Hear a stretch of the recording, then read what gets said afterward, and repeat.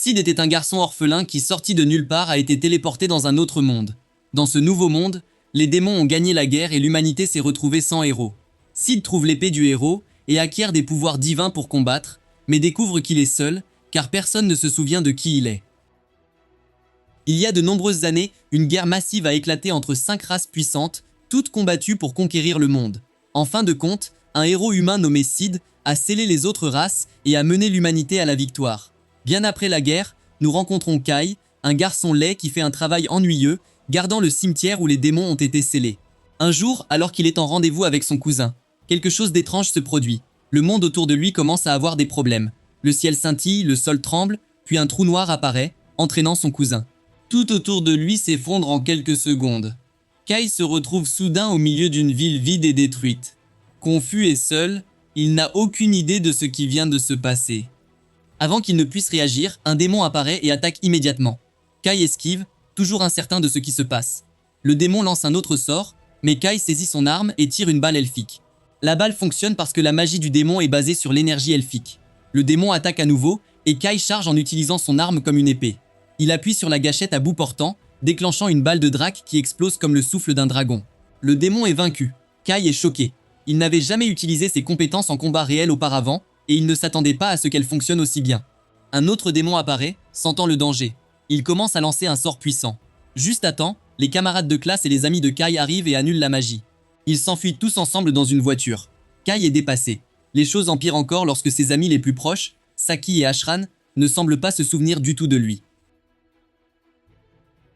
Il l'emmène dans un refuge et lui explique que l'humanité a perdu la guerre il y a 30 ans. Il ne reste désormais qu'un petit groupe d'humains, vivant sous terre dans le cadre de la résistance. Au refuge, Kai rencontre le commandant de la résistance, Jean, qui est aussi son cousin et sa petite amie. Mais elle l'ignore complètement, ne montrant aucun signe de savoir qui il est. De retour dans sa chambre, Kai cherche des réponses. Il vérifie tous les enregistrements et découvre quelque chose de choquant. Il n'y a aucune mention de lui ou de Sid, le héros qui a autrefois sauvé le monde. Tout le reste correspond à ce dont il se souvient. Les 4 autres héros, un pour chaque race, existent toujours. Mais cette fois, l'humanité n'a jamais eu de héros et les démons ont gagné. Une chose n'a pas de sens. Les cimetières destinés à sceller les 4 races existent toujours. Le lendemain, Kai emprunte la voiture d'Ashran et se rend au cimetière qu'il gardait. Il trouve l'entrée et explore l'intérieur. Au plus profond de lui, il découvre l'épée légendaire de Sid. Alors qu'il touche l'épée, une voix étrange lui vient à l'esprit. Et soudain, il est téléporté. Il se réveille dans un étrange endroit paradisiaque. Devant lui se trouve une jeune fille enchaînée, clairement non humaine, attachée à un énorme pilier. Elle a l'air faible et impuissante et le supplie d'être sauvée. La jeune fille se présente comme Renée avant de tomber à genoux. Kai s'inquiète et intervient pour l'aider. Tout en restant prudent, il la prévient de ne pas attaquer et active l'épée en disant « La lame brille » et il l'utilise pour trancher le pilier en deux. Immédiatement, Rinna se lève et le gronde, croyant qu'il est un démon de Baran. Kai essaie de comprendre ce qui se passe, mais elle commence à attaquer avec magie. Il esquive le premier sort, mais un deuxième arrive déjà. Il hésite, puis décide de faire confiance à son épée et coupe le sort en deux. Rinna est surprise qu'un démon de bas niveau puisse bloquer sa magie, mais Kai explique qu'il est humain. Elle s'excuse pour son comportement et admet qu'elle a une profonde haine pour les démons. Kai accepte les excuses et pose des questions sur sa race, mais Rinna refuse de répondre. Lorsqu'il demande où ils sont, Rinna répond qu'elle ne le sait pas non plus. Elle se souvient avoir combattu Vanessa, la héroïne des démons, puis s'être retrouvée soudain piégée dans cet endroit étrange. Kai se rend compte que cela signifie que Rinna doit être puissante même pour affronter Vanessa. Rin le confirme mais est également impressionné par Kai, puisqu'il a pu annuler sa magie. Soudain, un trou noir s'ouvre derrière elle et une étrange fille monstre en sort. Elle annonce que l'identité de Rin s'est réveillée et que le niveau de menace de Kai pour le nouveau monde est désormais à son maximum. Elle attaque, mais Kai et Rin esquivent et courent. Alors qu'il s'enfuit, la fille monstre utilise un trou noir pour piéger Rin. Puis elle invoque des orbes magiques pour la torturer. Voyant cela, Kai trouve le courage de frapper et coupe le bras du monstre avec son épée. La fille monstre reconnaît la lame comme l'épée interdite, mais ne comprend pas pourquoi elle est ici. Saisissant leur chance, Kai et Rin s'échappent par un portail lumineux. De l'autre côté, Rin le serre dans ses bras. Elle s'ouvre enfin en révélant que chaque race l'a rejeté en raison de son origine. Les démons la traitaient même d'abomination. C'est pour ça qu'elle s'est battue contre Vanessa. Kai se rapporte à elle. Aucun de ses amis ne se souvient de lui et on a l'impression qu'il est dans un monde différent. Celui où les démons ont envahi les villes humaines. Mais Rin est confuse. Elle se souvient que les humains commençaient à gagner la guerre juste avant son combat avec Vanessa. Kai veut des réponses mais Rin ne se souvient de rien clairement. Il est néanmoins soulagé de trouver quelqu'un qui partage les mêmes connaissances que lui. Il l'appelle son égal. Il décide de partir, mais Rin s'effondre sous le soleil. Kai la ramène dans sa chambre dans la ville souterraine. Plus tard, Rin commence à croire qu'il se trouve réellement dans un monde alternatif où les démons ont gagné. Elle pense que leur seul espoir est de s'échapper et de revenir à la bonne chronologie. Cette nuit-là, Rin réveille Kai. Elle sent des démons à proximité. Quelques instants plus tard, la ville souterraine est attaquée. Kai se rend compte que les humains vivant ici sont piégés sans personne assez fort pour les protéger. Puis ça le frappe. Peut-être qu'il est le seul au monde à pouvoir jouer le rôle de Sid, le héros de l'humanité. Kai se précipite pour aider. Il utilise tout ce dont il se souvient de son monde, ses connaissances en matière de combat, sa stratégie et ses techniques pour aider les autres à se battre. Avec les arts martiaux, les coups d'épée et les balles annulant la magie, il aide à inverser la tendance en combattant aux côtés de René. Après avoir constaté ses compétences, Saki et Ashran l'emmènent chez Jean, dans l'espoir qu'il puisse aider la résistance. Kai raconte son histoire, mais les officiers ne croient pas qu'il vient d'un autre monde où les humains ont gagné la guerre. Ils se moquent de lui. Jean-Yeon, cependant, se souvient de la façon dont Kai semblait la connaître lors de leur première rencontre. Curieuse, elle s'enquit de leur relation dans son monde. Kai explique qu'ils étaient beaux cousins. Ils commencent à partager des détails, les noms de son père et de son grand-père que seul un proche connaîtrait. Jean est choqué et met fin à la réunion. Plus tard dans la journée, elle le rappelle. Elle ne croit toujours pas que son monde existe, mais admet que les détails personnels l'ont secoué. Elle décide qu'il devrait s'appuyer sur ses compétences et ses connaissances au combat, d'autant plus que l'emplacement de la ville a été révélé. Certains démons se sont échappés lors du dernier combat. Jean veut frapper les démons en fuite, mais Kai n'est pas d'accord. Les attaquer pourrait amener encore plus de démons dans la ville. Au lieu de cela, il suggère qu'il frappe la capitale royale. Jean est abasourdi. Cela signifierait affronter Vanessa, la héroïne démoniaque qui a vaincu l'humanité et pris le contrôle de la capitale en une seule nuit. Kai comprend le risque mais se sent confiant. Il a désormais l'épée de Sid et Rennie à ses côtés. Jean n'est pas sûr de les laisser diriger, mais Kai lui rappelle que dans son monde, Sid a vaincu Vanessa seul. Il admet qu'il ne sait pas s'il peut gagner, mais s'il ne fait rien, il ne pourra pas affronter les versions de Saki et Ashran de son propre monde. C'est peut-être leur seule chance. La majeure partie de l'armée démoniaque est occupée à combattre les 3 autres races aux frontières. Il ne reste plus qu'environ 10% qui gardent la capitale. Kai pense qu'il devrait frapper maintenant. Jean est d'accord. Il rassemble les troupes et se prépare au combat. En empruntant un tunnel souterrain caché, il se dirige directement vers la capitale, prêt à faire la guerre. Kai et Rina unissent leurs forces à celles de Saki, Acheron et quelques autres, alors qu'ils commencent leur mission d'attaque de la capitale. Jean et le reste des troupes restent sur place tandis que l'équipe de Kai avance vers leur cible finale, Vanessa. Saki et Ashran se voient confier un rôle clé, atteignent la salle de contrôle du palais et éteignent les lumières après que Kai et René se soient dirigés vers Vanessa. Mais alors que la mission démarre sans problème, une alarme infrarouge se déclenche. Leurs positions sont exposées. Le groupe se précipite, mais en chemin, ils rencontrent des démons qui les arrêtent après avoir repéré les ailes de Rin. Les démons la trouvent dégoûtante. L'insulte pique, mais Rin tient bon. Elle construit un mur de glace se coupant du groupe pour que Kai puisse continuer seul. Les démons l'entourent et commencent à l'insulter encore plus, la traitant d'abomination. Ils ne peuvent pas comprendre à quel point elle sent à la fois un ange, un démon, un elfe, un nain, un esprit et un dragon. Rina ne recule pas. Elle lance plusieurs sorts puissants et admet qu'elle sait ce qu'elle est, mais déteste toujours les démons plus que tout. Son sort explose avec une force écrasante. Pendant ce temps, Kai atteint la chambre de Vanessa. Elle le salue calmement en essayant de le tenter mais se rend vite compte qu'il s'agit de l'humain qui utilise des balles elfiques. Lorsque Kai explique qu'il vient d'un monde où les humains ont gagné la guerre et ont enfermé les démons, Vanessa en rit jusqu'à ce qu'il mentionne le nom de Sid. Entendre ce nom la fait paniquer. Vanessa marmonne quelque chose à propos de Sid et de la réincarnation mondiale, mais refuse de s'expliquer. Au lieu de cela, elle lance un puissant sort. Kai contre-attaque avec son arme, annulant sa magie et lui coupant la poitrine pour se rendre compte que c'était une illusion.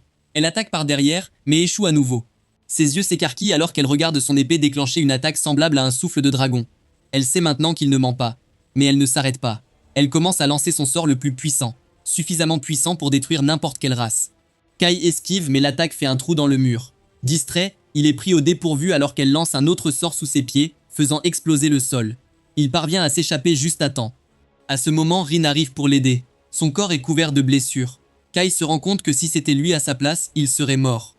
Même si elle est blessée, Rin s'avance pour se battre. Mais alors qu'elle s'apprête à bouger, un immense trou noir se forme dans le ciel. Il piège Vanessa dans des chaînes sombres. Du trou noir, une fille monstre apparaît. Elle décide d'éliminer Vanessa en expliquant qu'entendre le nom de Sid lui a brisé l'esprit. Une influence qui pourrait détruire ce monde. Elle commence à lancer un sort de mort. Vanessa, furieuse et refusant de mourir ainsi, libère sa véritable forme de démon. Elle attrape la fille monstre par la tête, l'appelle et lance sa plus puissante attaque magique.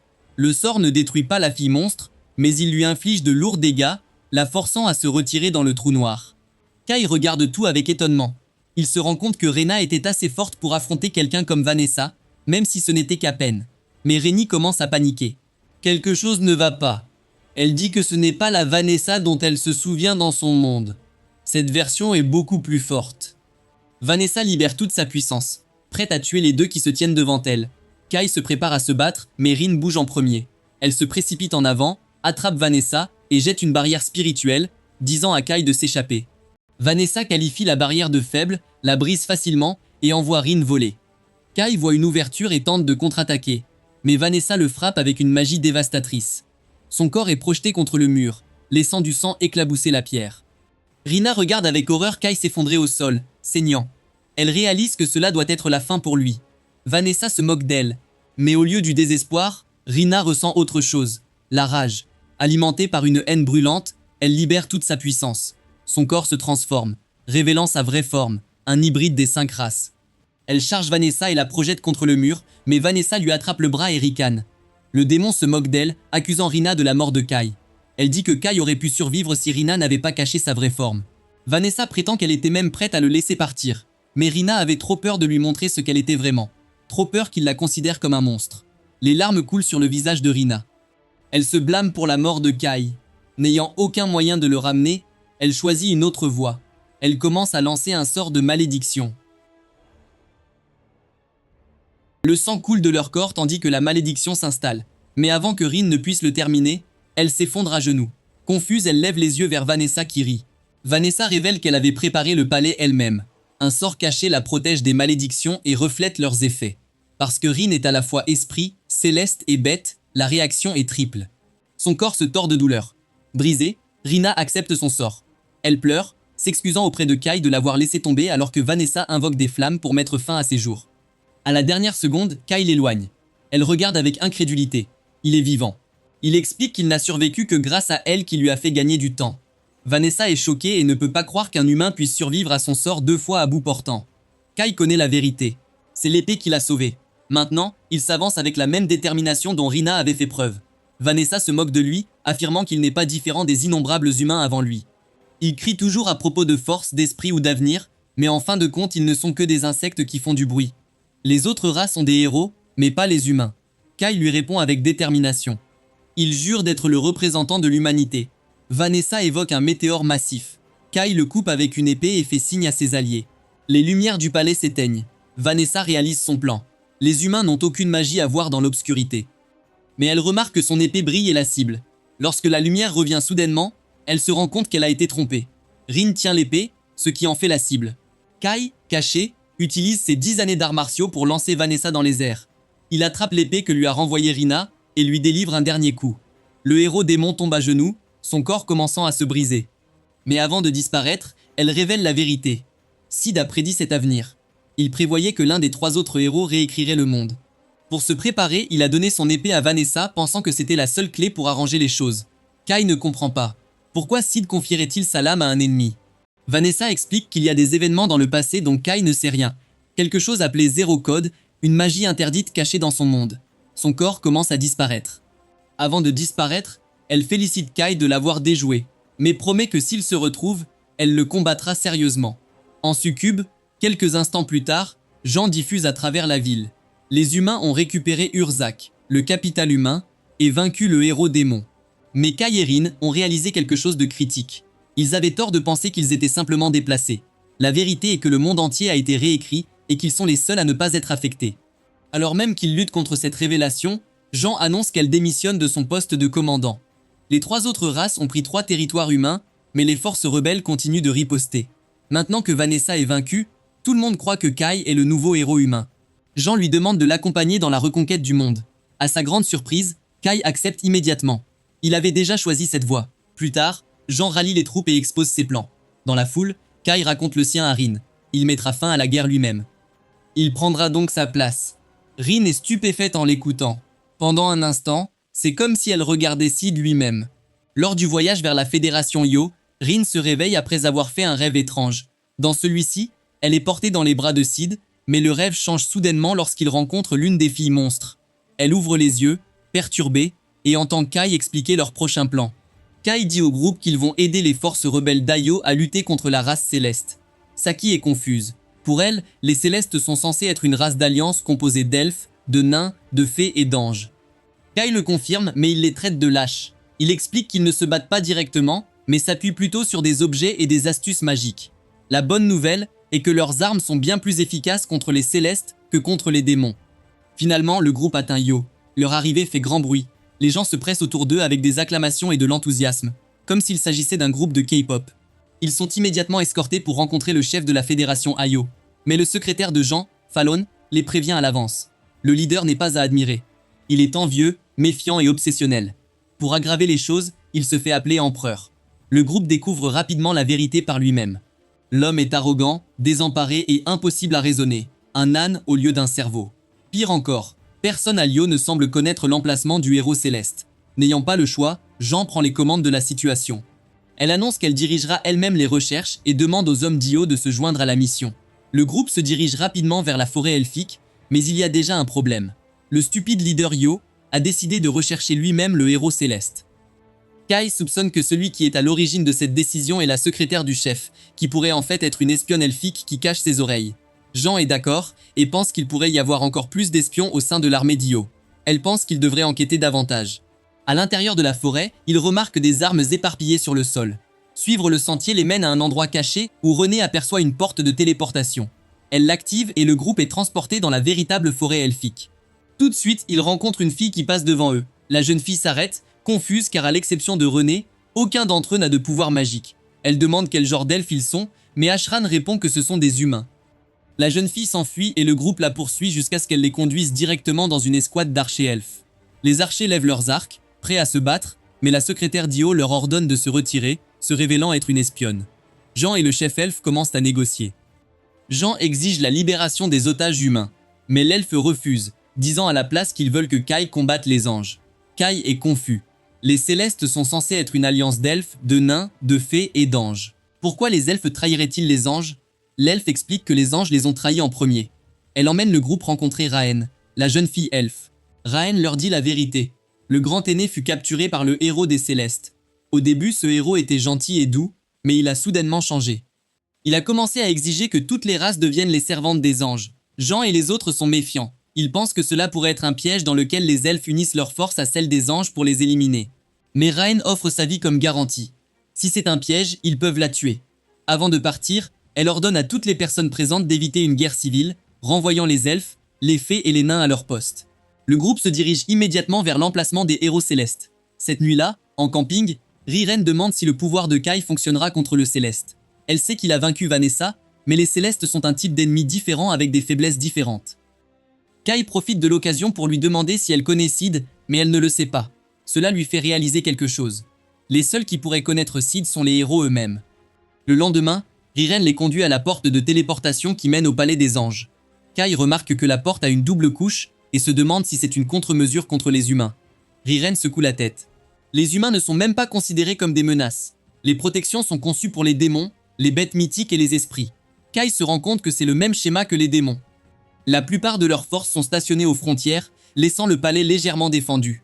Riren le confirme et commence à croire que Kai n'a pas vaincu les démons par chance. Il se téléporte dans le palais des anges. Aussitôt, une étrange odeur les envahit. En avançant, ils trouvent des anges morts sur le sol tandis que le palais brûle autour d'eux. Riren les guide à travers plusieurs couches de téléportation, mais soudain ils sont attaqués. L'attaquant est Vicious, un serviteur direct d'Alfreya, le héros céleste. Riren suppose qu'elle doit être celle qui a massacré les autres anges. Vicious l'admet fièrement. Elle dit que ces anges étaient des imbéciles déloyaux qui refusaient de suivre les ordres d'Alfreya. Plus important encore, elle révèle que le grand chef elfe sera bientôt exécuté pour signifier que chaque race doit s'incliner devant les anges. Filan, Saki et Ashran engagent immédiatement Vicious dans la bataille, tandis que le reste du groupe suit Riren plus profondément dans le palais pour affronter Alfreya. Un autre ange leur bloque le chemin vers le repère suivant, mais Rin reste derrière pour le combattre. Enfin, ils atteignent la chambre intérieure. À l'intérieur d'une cage de verre se trouve l'elfe aîné emprisonné, et devant lui se tient Alfreya lui-même. Mais au lieu de parler comme un leader, il dénonce la suprématie des anges, les déclarant comme la race supérieure. Pour Kai et les autres, il ressemble moins à un héros qu'à la version animée du tyran moustache d'il y a 80 ans. Alfreya veut commencer l'exécution, mais Raen craque. Furieuse, elle se précipite vers lui.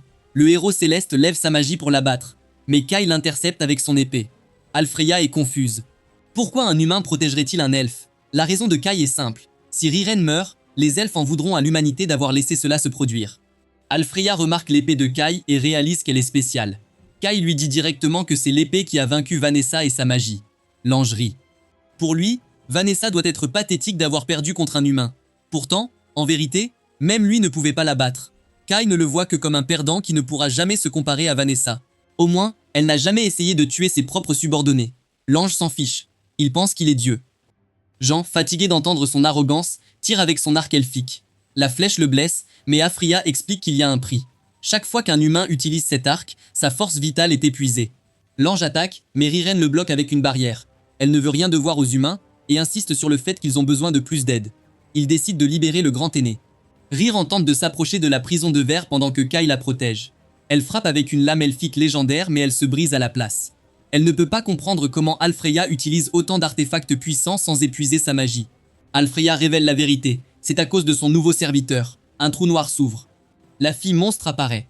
Il la présente comme Last Riser et lui ordonne d'attaquer. Riser déclenche une explosion de choc. Jean est projeté à travers la chambre, mais Ren arrive à temps pour la rattraper. Jean tire une autre flèche, mais Riser ne subit aucun dégât. Alfreya se concentre sur René, la traitant de monstre. Kai profite de l'occasion pour demander si Alfreya est derrière la réincarnation mondiale. Il ne l'est pas. Kai insiste pour poser des questions sur Sid. Alfreya commence à se souvenir. Il marmonne le nom de Sid, le traite de prophète et admet que Sid lui a donné quelque chose. Mais avant qu'il puisse s'expliquer, Last Riser se retourne soudainement contre lui. Elle étrangle l'ange en déclarant qu'il a été influencé par le mot tabou Sid. Cette influence détruira ce monde et le protocole exige son élimination. Un trou noir s'ouvre sous lui. Alfreya est entraîné vers le bas et disparaît. Le groupe est abasourdi. Personne ne comprend ce qui vient de se passer, mais Kai le reconnaît. C'est la même chose qui a failli arriver à Vanessa. Sous le choc, ils ne parviennent pas à agir alors que Riser retourne dans son trou et disparaît. Pendant un instant, il semble que tout soit fini. Puis, un énorme faisceau de lumière sombre divise la chambre. Alfreya réapparaît. Ses couleurs sont plus foncées, ses ailes désormais noires. Il se déclare l'avatar d'Alfreya. Riren remarque que ses yeux ont changé, comme s'il avait été écrasé. Kai réalise la vérité, de la même manière que le monde a été écrasé.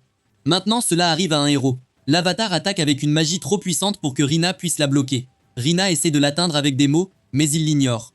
Les Célestes sont connus pour utiliser des artefacts, mais il brûle désormais sa propre force vitale. Il la frappe avec un faisceau lumineux. Elle bloque à peine avec son bouclier le plus puissant. Mais lorsqu'il lève son épée, le bouclier ne suffit pas. Alfreya se balance pour la couper en deux. Kai intervient, bloquant le coup. Sa colère éclate. Riren a toujours admiré Alfreya, mais ce n'est plus le chef des Célestes.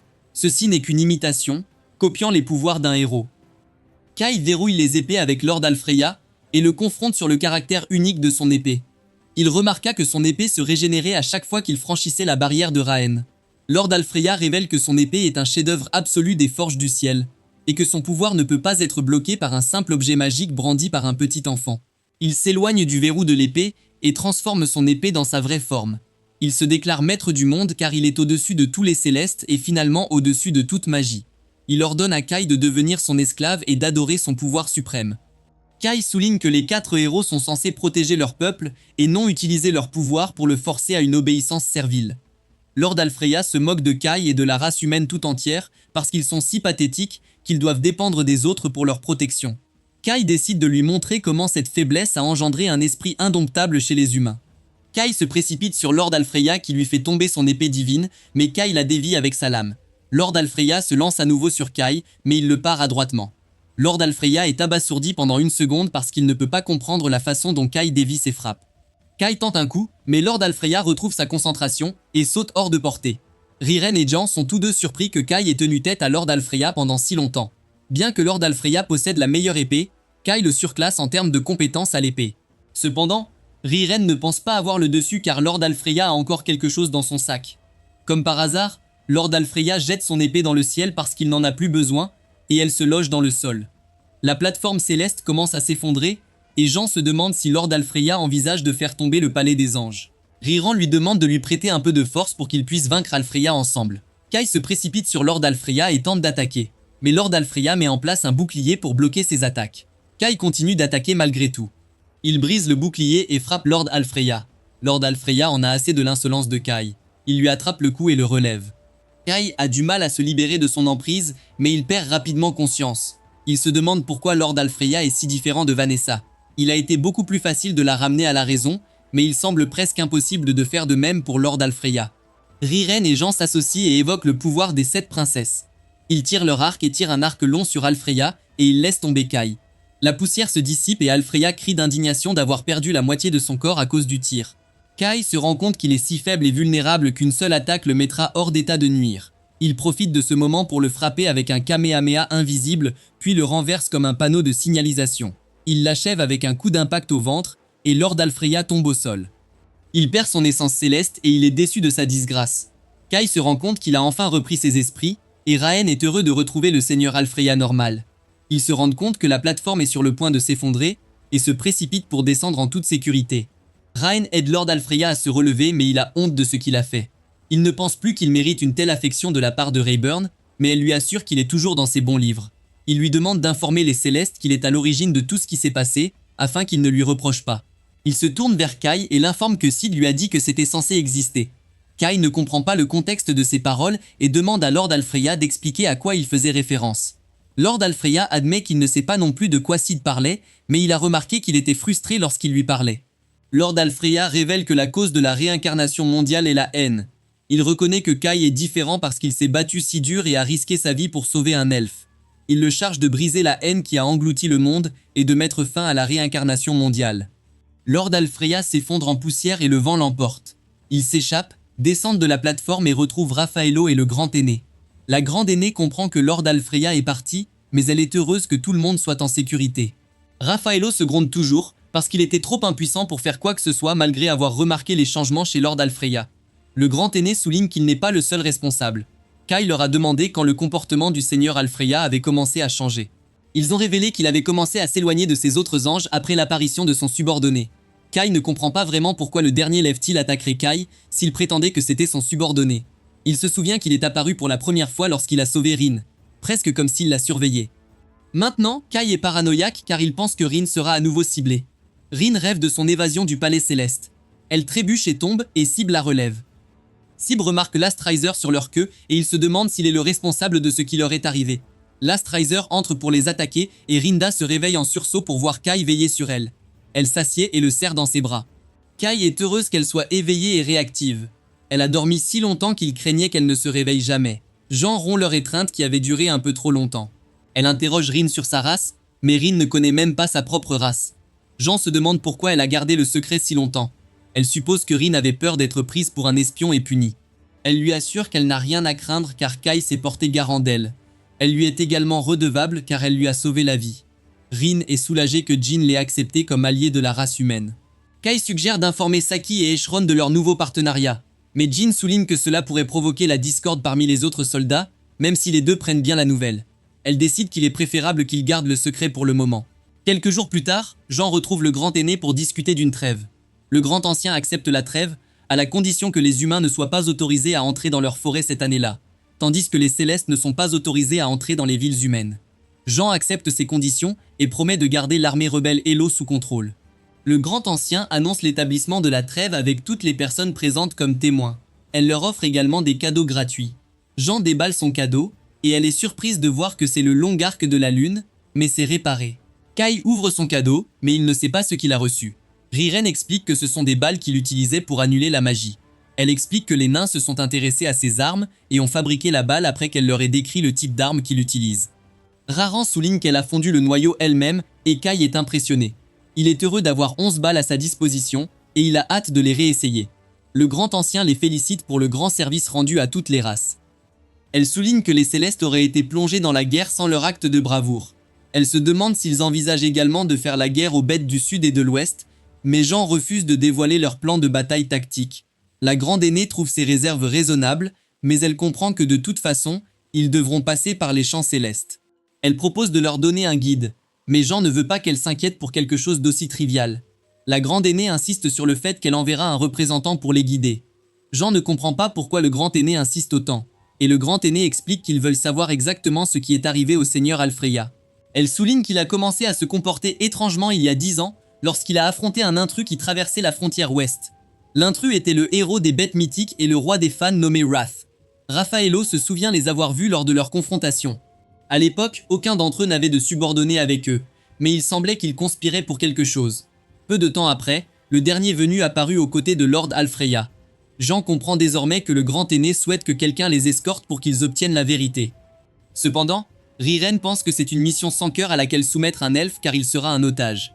Elle souligne que si la trêve est rompue, l'escorte sera la première à être exécutée. Elle ne pense pas que quiconque se porterait volontaire pour une mission aussi risquée, mais le grand aîné la nomme comme escorte.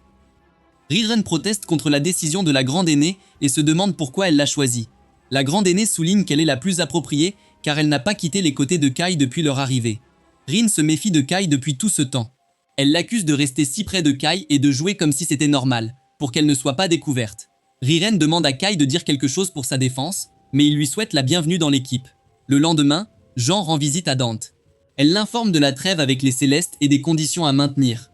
Elle le remercie pour les fournitures qu'il a offertes pour leur expédition. Dante est impressionné qu'ils aient réussi à vaincre le Céleste puis à conclure une trêve avec les elfes. Mais il souligne que leurs anciennes tactiques ne seront plus efficaces.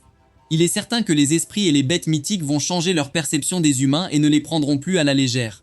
Il réalise que l'armée rebelle devra coopérer si elle veut avoir une chance contre les forces ennemies.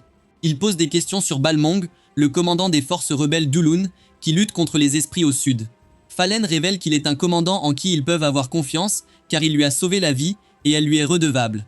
Dante souligne qu'ils doivent établir une alliance appropriée avec Balmung et son armée, car ils s'engageront dans un combat frontal. Fallen est impressionné par l'ingéniosité tactique de Dante, et elle souligne qu'il serait devenu un grand leader mondial s'il s'était débarrassé de son ego ridiculement gonflé.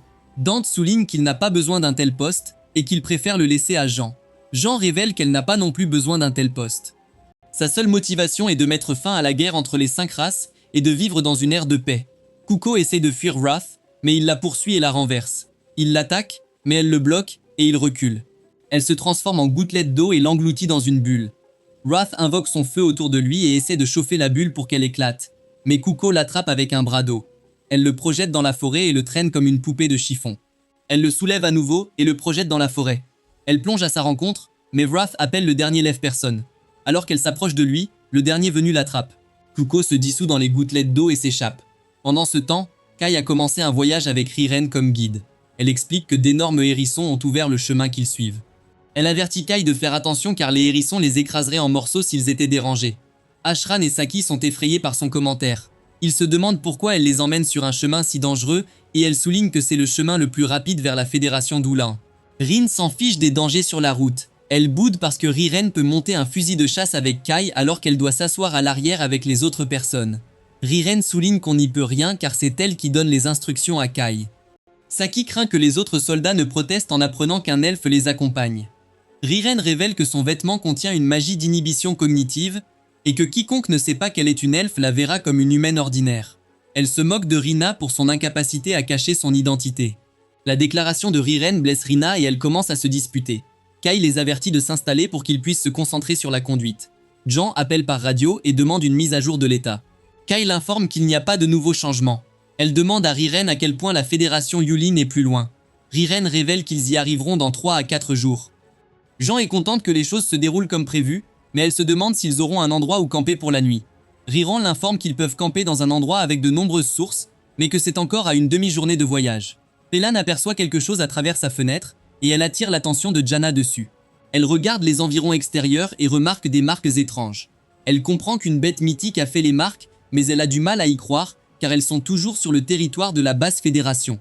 Elle se souvient d'un précédent incident au sujet d'un dragon terrorisant certains soldats, et elle conclut que les bêtes mythiques traversent déjà les frontières pour envahir. Pendant ce temps, Wrath essaye de retrouver Kyuko. Il aperçoit de l'eau éclaboussée sur les arbres, mais il se rend compte que ce n'est pas assez de Kyuko. Il conclut qu'elle s'est échappée uniquement de son noyau et s'est retirée en sécurité. Il décide de battre en retraite car il y aura d'autres opportunités de vaincre Kyuko. Plus tard dans la journée, Kai et l'équipe s'arrêtent pour camper. Les garçons se baignent dans les sources et les filles se rafraîchissent également dans leur section des sources. Jian raconte ce dont elle a parlé à Kai alors que Rin se remettait de leur bataille avec Lord Alfreya, Elle lui a dit qu'elle ne comprenait toujours pas la dynamique derrière la réincarnation du monde et que les codes la retenaient. Kai lui a dit qu'il ne comprenait pas non plus complètement. Elle lui a conseillé d'utiliser son arme avec prudence car ils savent désormais que des humains normaux les ont fabriqués. Jean savait qu'elle était une marmite qui traitait une bouilloire de noir parce que l'avertissement s'appliquait également à elle. Kai lui a conseillé de faire une pause et d'arrêter de se pousser inutilement. Il a souligné qu'elle n'avait pas besoin de continuer à sacrifier son énergie vitale pour fabriquer des objets magiques elfes. Jean lui a dit qu'elle n'avait pas l'intention de changer d'avis sur la fabrication de ces objets et Kai l'a taquinée parce qu'elle était trop têtue depuis qu'elle était enfant. Jean s'en fichait. Elle ne se souciait que de son utilité au combat. Elle a souligné qu'il devrait se concentrer sur le dernier élévateur car il était capable de blesser Lord Alfreya. Elle se souvenait également que Kai avait affirmé que cela apparaissait également lorsqu'il combattait Vanessa. Kai a affirmé qu'il était apparu, mais il a souligné qu'il n'y avait aucune trace du monstre dans son monde. Kai a supposé que le Last Riser surveillait les héros et que le nom Sid déterminait si le monstre devenait violent ou non. Jean se demandait quel genre de relation le Last Riser entretenait avec les héros restants. Kai ne pouvait pas fournir de réponse, donc leur seule option était de continuer à combattre les monstres jusqu'à ce qu'ils puissent mettre fin à la guerre des 5 races. Ren souligne qu'ils ne savent toujours pas grand-chose sur le monstre qui a provoqué la transformation du seigneur Alfreya. Jean les avertit de rester vigilants et de toujours être à l'affût du dernier survivant chaque fois qu'ils combattent un héros. Rin admet qu'elle a peur du dernier lève-personne. Elle ne peut pas l'expliquer, mais chaque fois qu'elle le regarde, ses genoux deviennent toujours faibles. Jean la réconforte et s'excuse de lui avoir fait peur involontairement. Soudain, ils entendent une explosion au loin. Les soldats se dépêchent de s'armer car ils sont attaqués. Un monstre apparaît des bois et les soldats s'organisent en formation de tir. Ils tirent sur le monstre mais leurs balles le chatouillent à peine. Le monstre les frappe avec sa patte, éliminant facilement leur formation de tir. Le monstre laisse échapper un rugissement qui attire Kai sur les lieux.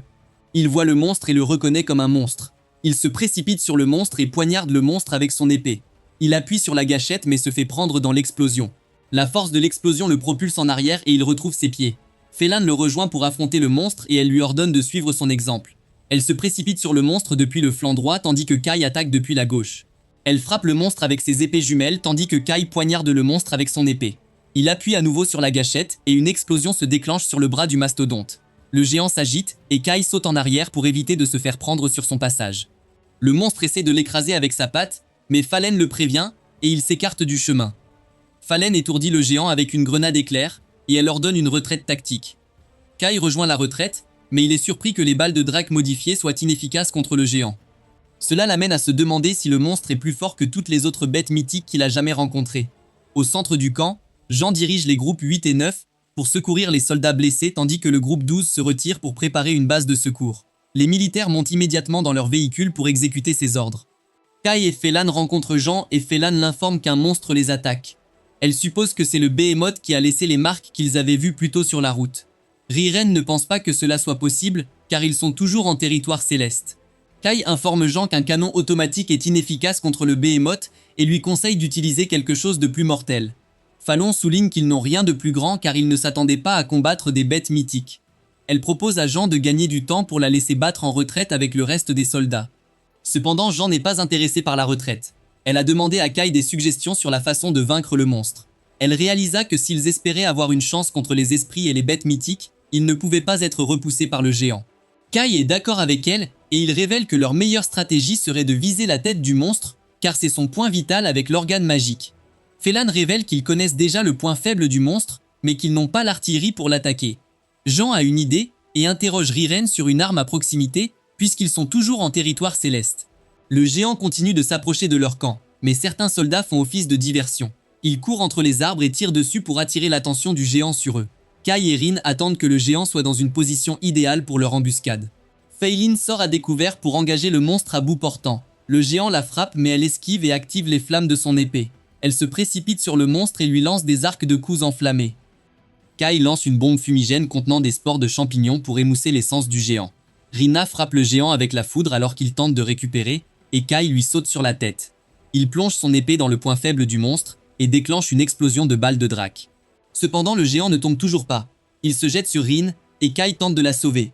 Il prend un coup pour Rin, tandis que le géant est déséquilibré. Le géant se cogne la tête contre un arbre et reste un instant étourdi. Riren téléporte le monstre dans le jardin fleuri du purgatoire, où il sera brûlé vif. Jean remarque que Kai est blessé, alors elle court vers lui. Kai est à genoux alors que Rin se demande pourquoi il l'a protégé du monstre. Rin panique parce qu'elle n'aime pas voir Kai blessé. mais Kai veut s'assurer qu'elle va bien. Jean et Riren arrivent à ses côtés, et Riren propose d'arrêter le saignement. Elle soigne ses blessures et il l'emmène à l'infirmerie. Après avoir reçu un traitement approprié, Kai s'endort pendant que les autres le surveillent. Il s'endorme également, mais Kai entend une voix qui lui fait signe depuis un bâtiment dans la forêt. Il se réveille en sursaut et ses mouvements réveillent également Rin. Rin l'interroge sur son rêve, mais la seule chose à laquelle il pense est la voix qui lui a parlé car il l'a déjà entendue. Rin se réveille et se demande ce qui se passe. Le lendemain, les troupes lèvent le camp et commencent à préparer leur départ. Saki charge leur véhicule avec du fret, mais Acheron l'informe que leur heure de départ a été prolongée. Elle demande son explication, mais Acheron l'informe qu'il ne sait pas pourquoi. Saki envisage d'aller se baigner à nouveau dans les sources chaudes pour passer le temps jusqu'à ce qu'ils doivent partir. Riren conduit Kai au bâtiment qu'il a vu dans ses rêves, mais elle ne comprend pas pourquoi il s'y intéresse. Le bâtiment est juste rempli de statues en pierre, et il n'a rien de spécial. Riren n'a jamais compris pourquoi un humain avait construit une telle chose dans un endroit aussi éloigné. Kai découvre que le bâtiment pourrait être un mégalithe puisque ses origines sont inconnues. Il explique qu'il existe plusieurs bâtiments similaires dans son monde. Il rappelle à Rin un mégalithe qu'elle a vu une fois appelé les cimetières. Il explique que les cimetières sont des bâtiments spéciaux conçus pour sceller les 4 races. Il les informe également que la chambre froide était cachée à l'intérieur d'un mégalithe. Il continue vers le bâtiment et arrive enfin à l'entrée. La voix parle et tente de convaincre Kai d'entrer, mais il reste méfiant. La voix remarque que Kai hésite à entrer et elle se demande pourquoi il a des doutes. Elle l'informe qu'ils ont enfin trouvé le centre du monde et qu'elle les accueillerait en tant qu'invités. Riren remarque également que Kai hésite et elle lui demande ce qui ne va pas. Il se rend compte qu'elle n'a pas entendu la voix venant du bâtiment. Pendant ce temps, Rin se dirige brusquement vers l'entrée et n'écoute pas lorsque Riren l'appelle. Rina l'informe qu'une voix a parlé depuis le bâtiment et qu'elle souhaite enquêter. Kai demande à Riren de monter la garde et elle se demande pourquoi elle doit monter la garde pendant que les autres entrent dans le bâtiment pour explorer. Le groupe entre dans le bâtiment et Kai remarque qu'il ressemble au cimetière. Rina révèle qu'elle ressent un puissant pouvoir magique à l'intérieur du bâtiment. Le pouvoir magique semble si familier que Rini a presque l'impression que c'est son pouvoir magique émanant du bâtiment. Ils marchent dans le couloir et aperçoivent de la lumière devant eux. Ils se dirigent vers elle et pénètrent dans une vaste salle qui abrite une statue. Ils se dirigent vers la statue et Zana se demande s'ils sont tombés sur un ancien temple car la statue est similaire à ce dont parlait Raren. Kai ne sait pas s'il s'agit d'un temple ancien, mais il a le sentiment pressant d'avoir déjà vu la statue. La statue parle par télépathie et les remercie d'être entrés. Ils ne parviennent pas à trouver la source de la voix et la statue s'identifie comme la propriétaire de la voix. La statue leur assure qu'elle ne leur fera aucun mal car elle est actuellement impuissante. Jean se demande qui elle est et elle explique qu'elle vient d'un monde où s'est terminée la grande guerre des 5 races. Elle souligne qu'elle attendait sa rencontre fatidique avec celui qui prendrait la place de Sid. Kai est surprise que la statue connaisse Sid et elle révèle qu'elle le connaît encore plus que Kai. Kai demande une explication et elle lui demande de la regarder de plus près. Kai regarde de plus près et cela déclenche des souvenirs de la peinture du dieu prophétique. La statue révèle qu'elle est connue des humains sous le nom d'Arsla Sulaka, un dieu en prière qui peut voir l'avenir. Jean ne comprend pas ce qui se passe et Kai explique que Sid a été appelé prophète parce que c'est lui qui a mis fin à la guerre des 5 races sur son monde. La personne qui a donné à Sid la prophétie et l'épée brillante qu'il a utilisée pour mettre fin à la guerre était le dieu prophétique Arsula Salaka. Jean a du mal à croire qu'un être suprême soit désormais réduit à une simple statue de béton. Kai admet qu'il a également du mal à croire à l'histoire car il a toujours pensé que c'était une légende.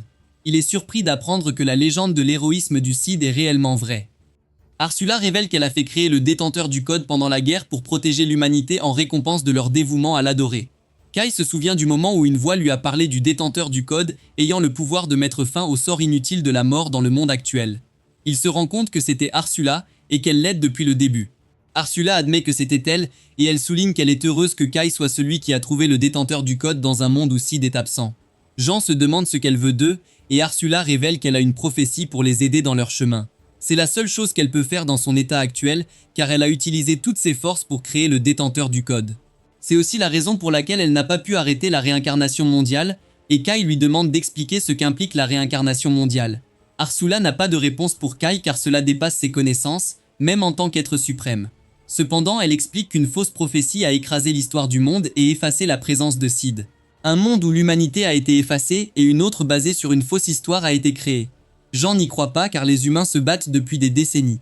Il est impossible que des décennies de sacrifices et de pertes soient fausses. Arsula explique que le renversement du monde est incomplet car les humains n'ont pas été anéantis.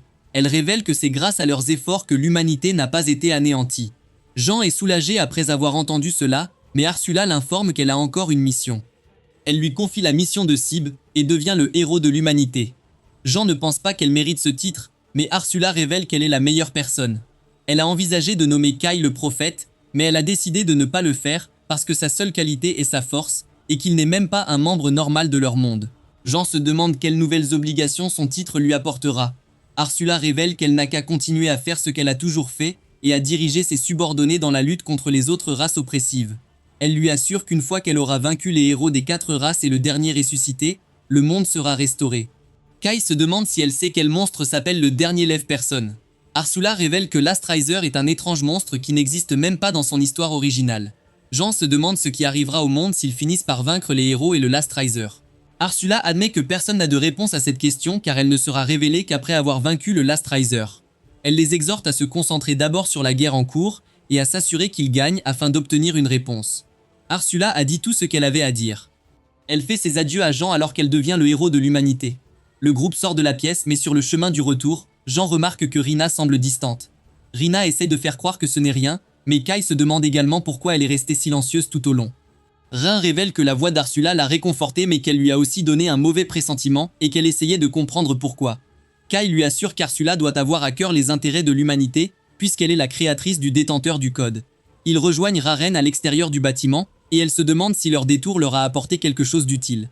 Kai est sur le point de raconter tout ce qui s'est passé, mais Jean laisse échapper qu'ils ont eu une expédition sans incident car ils n'ont vu qu'une statue dénuée de sens à l'intérieur. Ils commencent à rentrer. Mais Rairine supplie René de lui rapporter un fruit de sauge d'hiver. Le fruit est un médicament spirituel capable de guérir n'importe quelle blessure. Ils retournent au camp et continuent leur voyage. Riren écrase le fruit de la sauge dans un médicament et elle l'offre à Kai pour soigner son bras blessé. Rin déconseille à Kai de prendre le médicament car il s'agit moins d'un médicament que d'un sortilège mortel moulé dans une bouteille. Rin insiste pour que Kai l'essaye et lui assure qu'il témoignera de la puissance du médicament. Rin met Raren au défi de l'essayer en premier si elle est si sûre de son métier.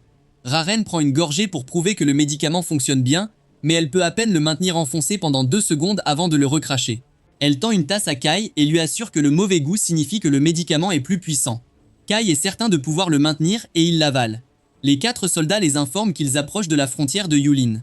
Saki sort de leur véhicule et utilise une paire de jumelles pour effectuer une reconnaissance. Elle repère quelque chose qui sort de l'ordinaire et attire l'attention de Kai dessus. D'après la description, Kai comprend que le bâtiment est un cimetière. Ils sortent de leur véhicule pour observer la structure à distance et Jean souligne que le bâtiment est similaire à celui où les héros furent enfermés dans l'ancien monde de Kai. Kai spécule que puisque la structure se trouve dans la fédération de Yulin, c'est probablement le cimetière où la race des esprits est scellée. Rin laisse brusquement échapper qu'ils sont encerclés et il commence soudainement à pleuvoir des esprits. Tout le monde s'arme et commence à tirer sur les esprits avant qu'ils ne puissent prendre forme. Cependant, leurs balles ne suffisent pas à réprimer les esprits. Jean ordonne la retraite vers leur véhicule et tout le monde revient en courant. Ils entrent et verrouillent les portes pendant que Phelan reste dehors pour repousser les esprits. Elle abat certains esprits mais plusieurs esprits fusionnent pour former un énorme esprit monstre. Kai tire sur l'esprit avec son arme, mais ses balles sont inutiles car les corps de l'esprit ne peuvent être détruits que par le feu. Lord Balmang arrive sur les lieux et ordonne à son escouade de lance-flammes de tirer sur les esprits. Les soldats incendient les esprits et ils sont dissipés. Les morceaux tenaces de plusieurs esprits têtus fusionnent et forment un grand esprit. Ils tentent de riposter contre les envahisseurs, mais le commandant réprime leur détermination d'un seul coup rapide. Lord Balmung se tient au-dessus des cadavres brûlants des esprits et vérifie l'armée rebelle d'Urza pour s'assurer qu'aucun d'entre eux n'a été blessé. Faïlin appelle Lord Balmung et il la reconnaît immédiatement. Il est ravi de retrouver les défunts car ils ne se sont pas rencontrés depuis longtemps. Il souhaite également la bienvenue à Jean et elle le remercie de leur être venu en aide. Il les félicite d'avoir résisté si longtemps aux esprits malgré une embuscade tendue par une force importante. Kai est sur le point d'expliquer comment ils ont réussi à tenir si longtemps. Mais Fallen tourne le dos à Lord Balmung et conseille à Jean de continuer à avancer avec les troupes. Lord Balmung reproche à Fallen d'être impoli. Il est mécontent qu'elle lui ait tourné le dos alors qu'il parlait encore, mais Fallen le taquine parce qu'il parle toujours trop. Elle ne veut pas rester dans les champs avant minuit. Lord Balmung admet qu'elle a raison et il le concède. Il ordonne à ses troupes de battre en retraite, mais Rina attire l'attention de Kai sur leur environnement. Elle l'informe que les esprits rôdent toujours autour d'eux. Tout le monde monte la garde et regarde autour de lui à la recherche de tout signe des esprits. Soudain, un élan d'esprit surgit du sol et engloutit tout le monde. Les 2 commandants ordonnent à leurs soldats de tirer sur la masse spirituelle, mais leur puissance de feu est inefficace contre les esprits. Kai tire sa balle magique spéciale sur la masse, mais elle est également inefficace contre elle. Jean ne veut pas attaquer les esprits avec magie de manière impulsive. Elle essaie d'être prudente car ils ne connaissent pas les effets que leur magie aurait sur eux. Kai a une idée et informe Jean qu'il va se frayer un chemin. Il lui conseille d'ordonner aux soldats d'attaquer immédiatement afin qu'ils puissent percer. Ils remontent dans leur véhicule et Kai sort de la trappe du tireur de son véhicule militaire. Il charge son arme avec une balle elfique et la tire sur le mur spirituel. Cette fois, la balle perce le mur spirituel créant une ouverture. Kai ordonne au véhicule de le poser au sol et de passer par l'ouverture. La balle est si mortelle que tout le mur spirituel s'effondre et ils continuent leur voyage vers la Fédération Yulin. Lord Balmung félicite Jean d'avoir un subordonné aussi utile. Mais elle souligne que Kai est un ami et non un subordonné. Elle écarte les formalités et décide de se concentrer sur les problèmes urgents. Elle appelle à une réunion stratégique avec Lord Balmung et il oblige, mais il les informe qu'ils doivent s'arrêter en chemin. Ils font un détour et Lord Balmung les emmène jusqu'à un lac. Il les informe qu'ils étaient initialement venus enquêter sur le lac lorsqu'ils sont tombés dessus. Kai se demande comment le lac est apparu dans les plaines, car il n'y a jamais eu de lac à l'origine. Runa révèle que Kai a tort car ce qu'il regarde n'est pas un lac mais un esprit. L'esprit éclate et se transforme en boule. Il revient dans le groupe et se transforme en une figure humaine. Lord Balmung reconnaît l'esprit comme étant le Kyoko. Il est énervé qu'elle se cache sous son nez tout ce temps. Kyoko ouvre les yeux et avertit les humains de s'écarter de son chemin. Elle transforme sa main en forme d'eau et attaque Kai. Kai s'écarte à peine et son attaque laisse une énorme entaille dans le sol. Elle accumule plus d'eau dans sa main et la transforme en masse géante. Elle abat la masse et tout le monde s'écarte du chemin. Elle a fini par détruire un de leurs véhicules militaires. Kai profite de cette opportunité pour attaquer alors qu'elle est grande ouverte. Il la coupe en deux pour exposer son côté doux et Lord Balmung ordonne à ses soldats d'activer leurs lance-flammes. Il tire des colonnes de flammes sur Kyoko, mais elle se transforme en flamme et ne subit aucun dégât. Elle reprend sa forme elfique et Jean n'arrive pas à croire à quel point leurs attaques sont impuissantes contre elle. Kyoko crache du feu sur les soldats, mais Kai intervient et utilise sa capacité de détenteur de code pour dévier les flammes. Kyoko remarque que Kai brandit le détenteur du code et elle lui demande. Le dernier levé se réveille brusquement et la prévient car elle a établi le contact avec le détenteur du code. Kai entend sa voix et se demande si c'est Jean ou Rin qui a parlé. Mais ils nient tous les deux avoir parlé et Riren nie également avoir parlé. Kyoko demande à Kai de répondre à sa question mais Kai est plus surpris qu'un esprit puisse parler. L'épée déclenche un certain spect pour Kyoko. Elle raconte ce que le dernier humain en possession de l'épée a fait pour elle.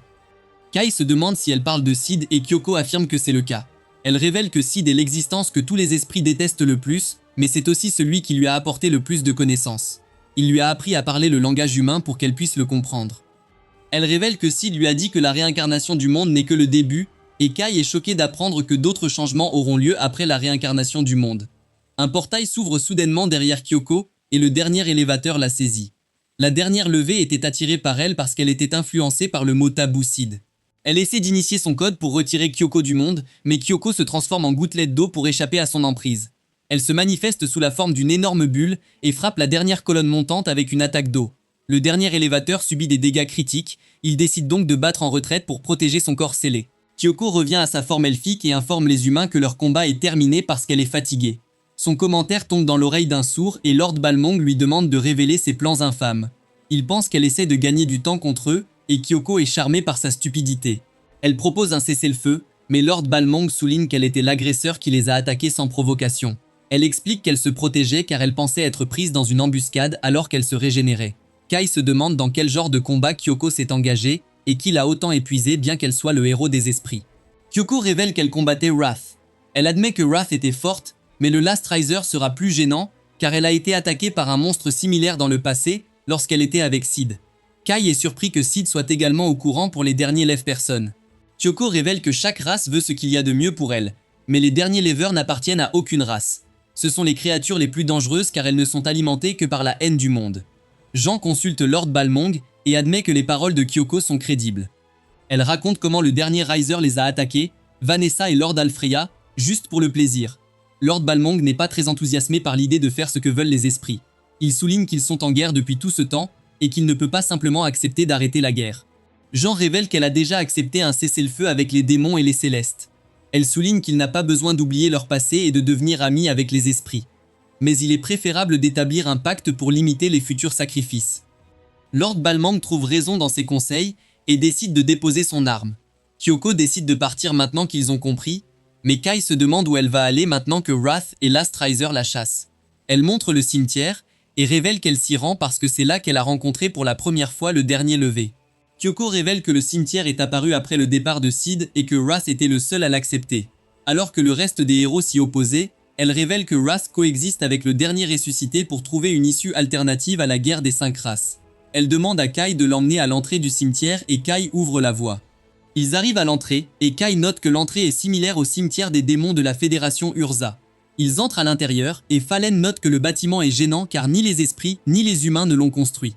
Jean conclut qu'il doit s'agir d'un mégalithe.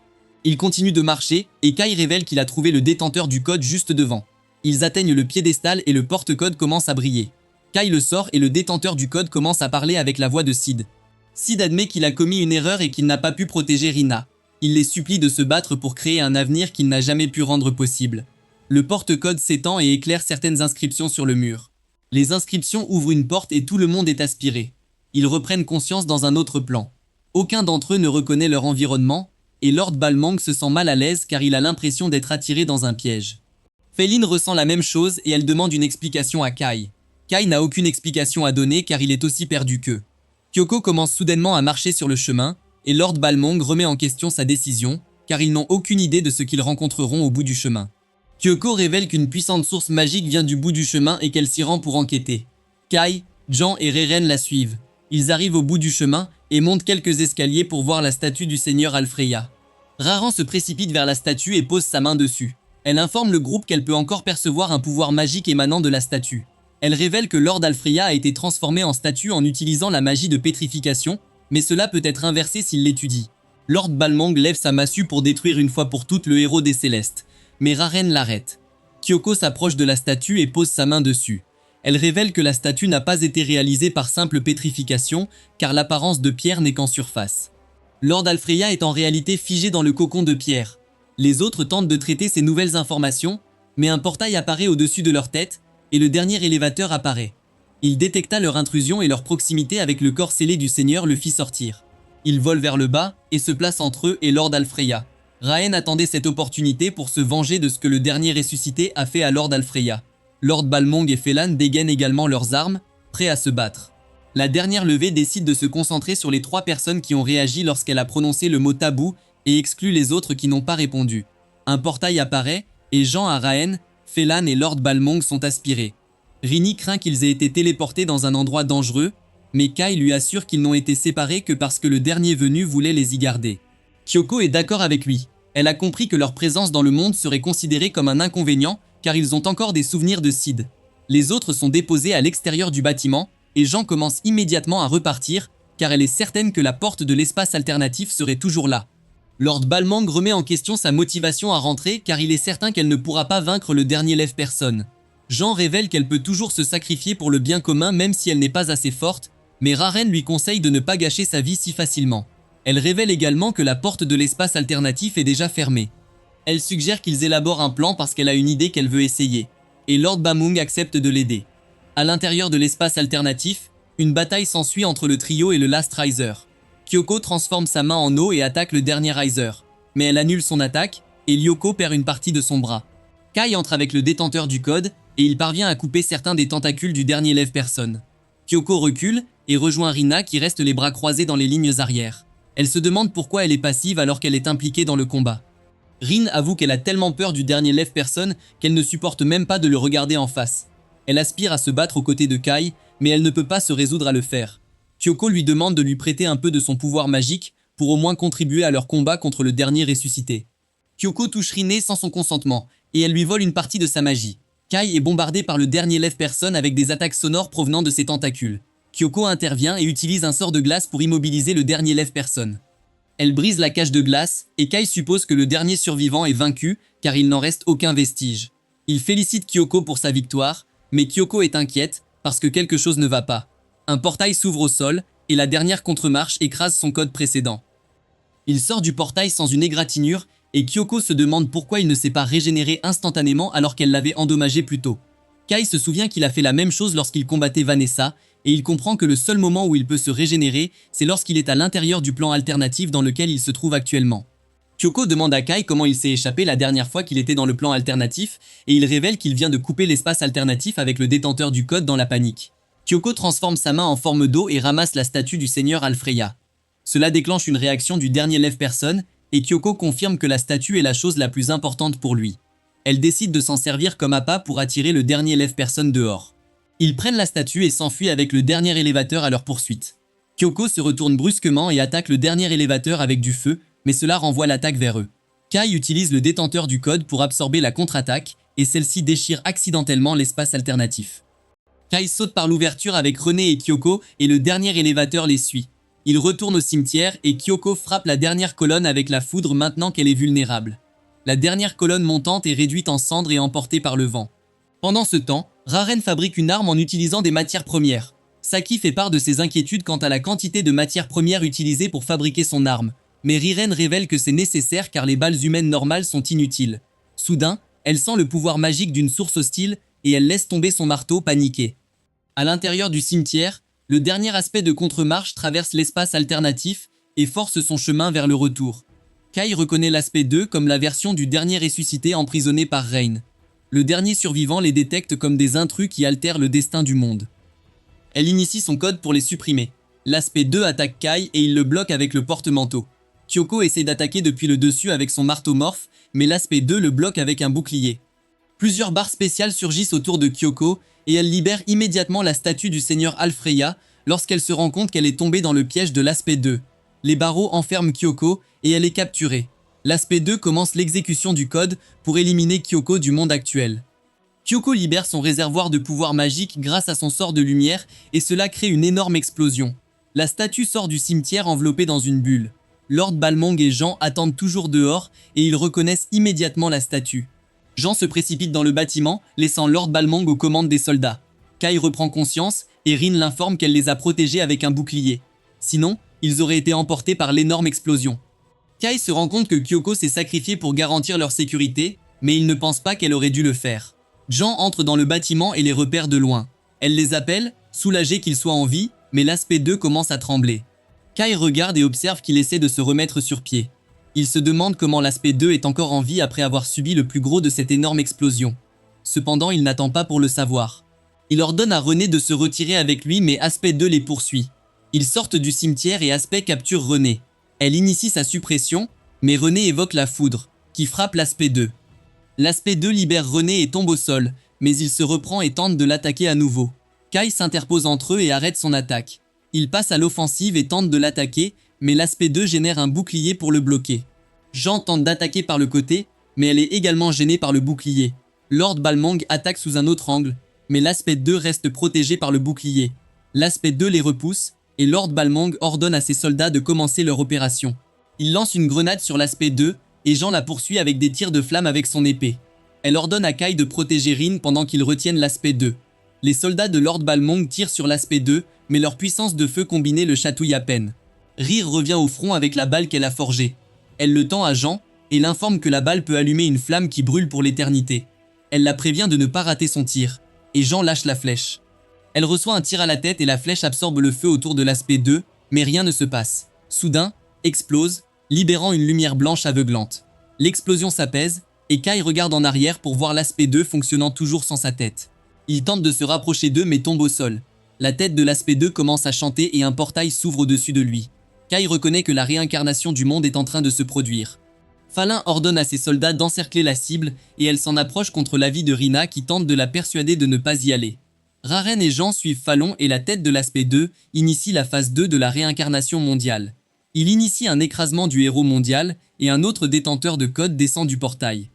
Un étrange personnage se lève et ramasse l'épée. Kai reconnaît le personnage comme étant Sid, mais Sid parle avec la voix de l'Aspect 2. Kai est énervé que l'Aspect 2 imite simplement l'apparence de Sid. Il se précipite dessus et tente d'attaquer à plusieurs reprises, mais l'Aspect 2 repousse ses attaques. Rin attaque depuis l'angle mort de l'Aspect 2 et frappe avec son sort de foudre. L'Aspect 2 s'active et décide de la capturer maintenant qu'elle est à sa portée. Il l'attrape, ouvre un portail et la pousse à l'intérieur. Kai passe à nouveau à l'offensive dans le but de récupérer Rin. Il attaque avec son détenteur de code, mais l'Aspect 2 repousse son attaque et l'envoie voler. L'Aspect 2 poignarde son détenteur de code dans le sol pendant que Kai essaie de se remettre sur pied. Il regarde l'Aspect 2, mais sa vision est floue. Kai prend une minute pour se ressaisir et récupère son porte-code. Il reprend pied et se rappelle qu'il ne combat pas Sid, il n'a donc pas à se retenir. Il invoque la capacité du détenteur du code et coupe l'aspect 2, le blessant. La barre oblique crée involontairement un fossé entre le monde normal et l'espace alternatif où Rin est retenu captif. Rin remarque que la faille apparaît, mais elle ne peut rien faire car elle est enchaînée. Elle n'a aucune motivation pour retourner au combat, mais elle se souvient qu'elle doit continuer parce que Kai a besoin d'elle. Elle brise les chaînes et vole à travers la faille. L'aspect 2 invoque sa propre capacité de détenteur de code et tente de fermer la faille, mais Rin s'envole et pousse Kai hors de portée d'attaque. Kai est heureux de retrouver Rin et elle l'informe qu'elle est revenue combattre à ses côtés. Kai tourne son attention vers le deuxième aspect. Il est certain qu'ils en triompheront car copier les capacités de Sid ne suffit pas à en faire un adversaire redoutable. Il tire sur l'aspect 2 et celui-ci bloque avec son briseur de code, mais la balle brise l'épée. Kai se précipite et attaque avec son épée. L'aspect 2 tombe amoureux de sa feinte et il la fait exploser avec le dragon dans la chambre du pistolet. Kai perd son épée et Ren se précipite pour la lui rendre. L'aspect 2 perd le bras de Sid et une partie de sa forme originale revient. Kai l'attaque par derrière et le frappe avec une charge d'épaule, ce qui l'envoie voler. Rinne revient vers lui avec son épée et elle la lui tend. L'aspect 2 attaque Kai avec son tentacule, mais il le bloque avec son épée. L'aspect 2 conseille à Kai d'abandonner car le destin ne peut pas être changé. Cela explique que la réincarnation mondiale se produira inévitablement et que tous ses efforts pour l'arrêter sont inutiles. Kai repousse le tentacule de l'aspect 2 et révèle qu'il n'y a rien de tel que le destin. Il révèle que l'issue du monde n'est pas déterminée par le destin mais par la détermination inébranlable des gens. Il invoque à nouveau le pouvoir du détenteur du code et coupe les tentacules de l'aspect 2 de toutes ses forces. La puissance de la barre oblique efface complètement l'aspect 2. Kai tombe à genoux à cause de l'épuisement, mais l'idée d'arrêter la réincarnation du monde lui donne de la force. Il regarde Rin qui se tient au-dessus du portail. Elle lance un sort puissant pour le fermer, mais le sort est si puissant qu'il assomme Kai. Alors qu'il est inconscient, Kai a une vision de Rin enchaînée et elle le supplie de la sauver. Il reprend conscience et voit Rina assise à son chevet. Il s'assied et elle le serre immédiatement dans ses bras parce qu'elle avait peur qu'il ne se réveille plus jamais. Elle est soulagée qu'il se soit réveillé. Elle se blâme pour sa situation difficile et elle n'aurait pas pu vivre avec elle-même s'il n'avait jamais repris conscience. Rina révèle que ses sentiments pour Kai ont transcendé la simple amitié. Au départ, elle tolérait les autres humains juste pour pouvoir continuer à passer du temps avec Kai. Mais maintenant, elle veut vraiment qu'il l'aime. Elle lui demande ce qu'il ressent envers elle, mais avant que Kai ne puisse répondre, Rairan et Jean entrent dans la pièce. Ils sont venus voir Kai, mais ils ne s'attendaient pas à voir Rin dans une position aussi discutable. Jean se précipite vers Rin et la jette hors de Kai. Elle les réprimande pour avoir adopté des comportements inappropriés à huis clos, surtout lorsque Kai n'a pas complètement récupéré. Jean révèle qu'il dort depuis 3 jours et qu'il a besoin de prendre un peu de temps pour récupérer complètement. Kai est surpris d'apprendre qu'il est inconscient depuis 3 jours. Riren explique qu'il a perdu connaissance après avoir vaincu Aspect 2 et qu'ils l'ont immédiatement emmené à l'hôpital de l'armée rebelle de Yulin pour y être soigné. Rin s'est réveillé quelques heures après avoir vaincu Aspect 2, mais Kai est resté insensible. Rin et Jean tournèrent leur attention vers Rin. Ils la grondent pour avoir profité de Kai parce qu'il est vulnérable après avoir repris conscience. Ils ne peuvent pas croire qu'elle ait trahi leur confiance comme ça. Mais René soutient qu'elle ne faisait que ce qui lui paraissait juste. Elle reproche à Jean d'avoir tenu la main de Kai pendant un temps inconfortable alors qu'il était inconscient et de Riren pour avoir refusé de le quitter toute la journée. Rarand se défend et fait valoir qu'elle restait uniquement pour donner ses médicaments à Kai. Rien d'autre. Le lendemain, au coucher du soleil, ils descendent au cimetière dans les plaines frontalières de la Fédération de Yulin. Ils entrent à l'intérieur pour vérifier la statue du seigneur Alfreya qu'ils ont laissée là-bas. Kyoko est avec eux cette fois, mais elle est sous une forme réduite. Kai est impressionné d'avoir réussi à survivre à l'explosion d'une manière ou d'une autre. Kyoko révèle qu'elle n'a survécu que parce qu'elle s'est fendue avant l'explosion. Elle doit absorber une grande quantité d'esprit ou une énorme quantité de magie avant de pouvoir retrouver sa forme normale. Sans cela, elle restera dans son état de nerfs pendant 30 ans, totalement inutile et impuissante. Lord Balmong est moins préoccupé par son bien-être que par le fait de veiller à ce qu'elle respecte son pacte avec les humains. Il ne veut pas qu'elle se déchaîne sans provocation, car il sait que ce sera une douleur dans le coup de la maîtriser. Kyoko lui assure qu'il peut facilement l'écraser si elle va à l'encontre de la trêve parce qu'elle est faible et impuissante. Cependant, Lord Balmong n'achète pas sa façade de faiblesse car il a expérimenté son pouvoir à pleine puissance. Rien ne lui enlèvera jamais le souvenir de cette expérience, pas même sa ruse d'innocence. Riren attire l'attention de Lord Balmong sur la statue et elle l'avertit de ne pas l'endommager car s'il le faisait, il s'exposerait à la colère de toute la race céleste. Lord Balmong promet de garder la statue en sécurité et de veiller à ce que le cimetière soit complètement interdit. Kyoko souligne qu'ils doivent également donner la priorité à en savoir plus sur le dernier élévateur, afin de pouvoir le vaincre définitivement. Leur seule piste est Wrath, le seul héros qui ne fait pas partie de leur coalition. Ils décident de continuer leur voyage pour le retrouver, et Lord Balmung propose de leur faire ses adieux. Ils commencent à faire leurs valises avec l'aide de Lord Balmung et de ses soldats, pendant que Kai et René regardent le coucher du soleil. René lui demande s'il pense que la statue du héros céleste peut être inversée afin que Lord Alfreya puisse être restauré. Kai révèle que c'est possible, mais il admet qu'il n'en est pas entièrement certain. Sa motivation est de faire de son mieux pour rendre Sid fier, car il leur a confié le sort du monde. Il doit continuer à protéger Rhino tout en veillant à ce que la guerre des 5 races prenne fin.